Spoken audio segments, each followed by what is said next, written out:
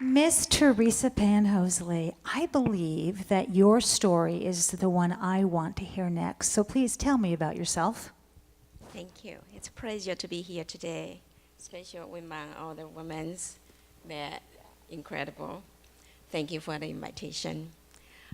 I was born in southern part of Taiwan, and it's a village, a small town, about 45 minutes drive from a second largest city in Taiwan, and grew up in a very traditional Chinese family. We have 3 generations live together. My grandparents, my parents, and us kids with our aunts and uncles. So you can see the chaos when the dinner time. We always have an adult table, and then we have a separate table for children's. And of course, it's been fun. I'm the second to seven children's. When I graduated from grade school in the little town, my father sent me off to the city, and that's what kind of he does to his children. They grow up in the little. He think we should go to the city to get a better education. And at the year, I was the only one girl student from my grade school, elementary school, the class of maybe 500 students got into the school in city. So it's actually pretty scary and lonely because I don't know anybody in a huge school in the city. But luckily, I have a wonderful teachers. They help me go through. My parents, my grandparents, it's always advocate for education. They told me I can go whatever high I want to go. They were always behind me to support me. And that's kind of a backbone for my upbringing. That back then, 50 years ago, like Lee Armstrong has said, women and men's position is completely different. But my family had never, especially my parents, never told me that I cannot do anything because I'm a girl. That really instilled in my mind that as long as you put your heart into it, that you can accomplish what you want to do. And I was very lucky that I have such a nurturing family. After I graduated from college with my BA degree in economics, actually I had to go back to my childhood. I always loved to travel. So I was thinking I want to travel to somewhere around the world. So I had told my dad I would like to go to the United States after I graduated from college. And I don't know why I picked United States. My dad said, you can go to Japan, it's closer.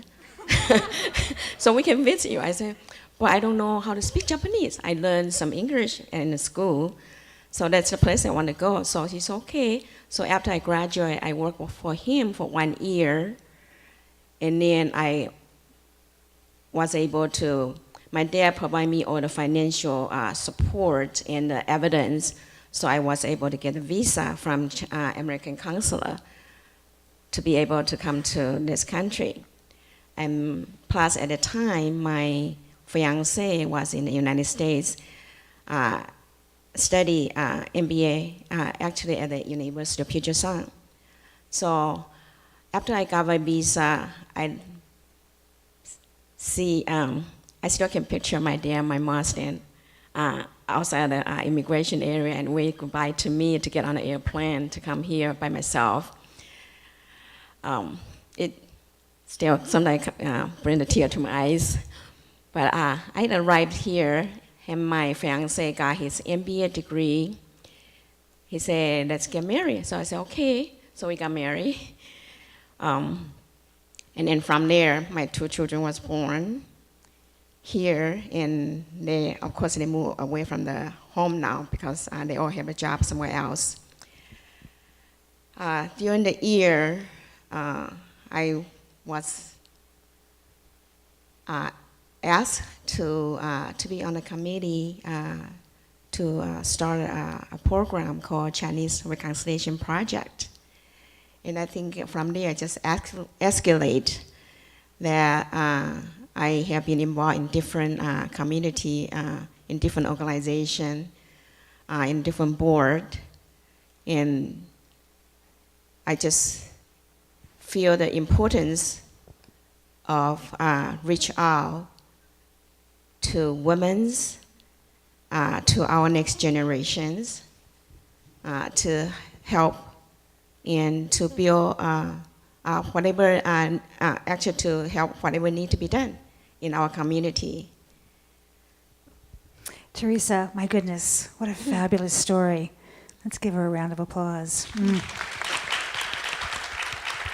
So for you, I've heard so much about your parents that just never said no and made education paramount for you, and the visual of them waving goodbye just breaks my mother's heart as I think about my daughter going off that way.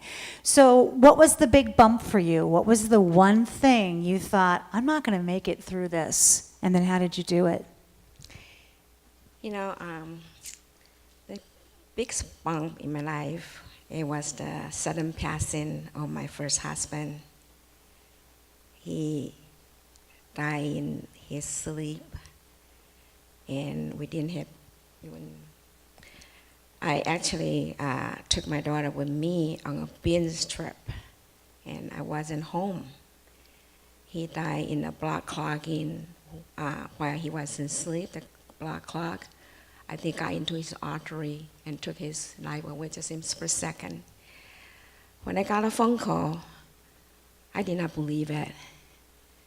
I thought somebody made a mistake, but reality set in.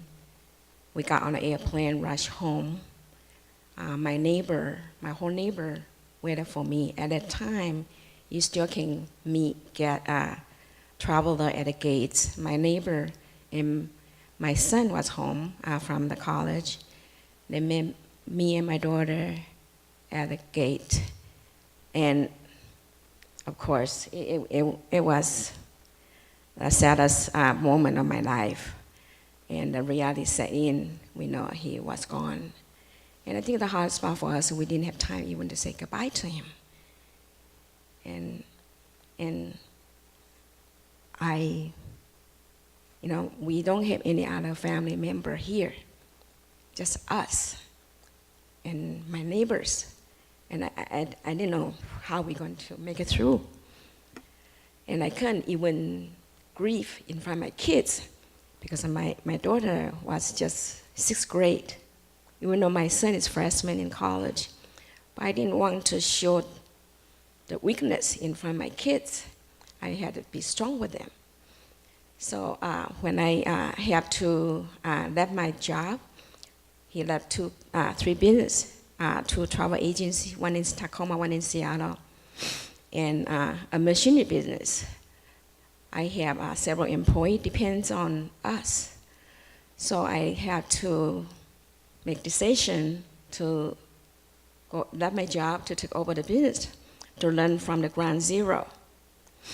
So I don't have time to grieve. So the only time I can do is between the commute, Tacoma and Seattle, when I'm alone in the car, to let my tear down my face. But luckily, I have a lot of help from the friends and my in-law and my parents from Taiwan. Their support that we made it. Oh, my goodness. Yeah. I think that would be the only time I would be grateful for a commute. Yes. Let's talk about my last question for you, and then I want to bring out our next guest to end our time here on the stage with a beautiful Native American story to send us off and to think about living legacy. I want to hear from you. what your definition of nurturing is for the next generation, given all that you've seen in your life. I think it means to me is encouragement and lifting.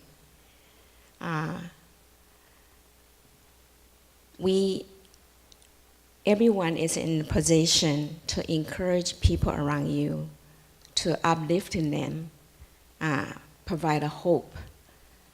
And sometimes there's a negativity in our life, but when we are able to reach out, we can change a person's life, a person's future. And I think all us have ability to do that. And that's what makes our community so special. And nurturing is not trendy. It's just like love. It's all in all us. And we can all do this to our friends, our family, and even strangers. Thank you.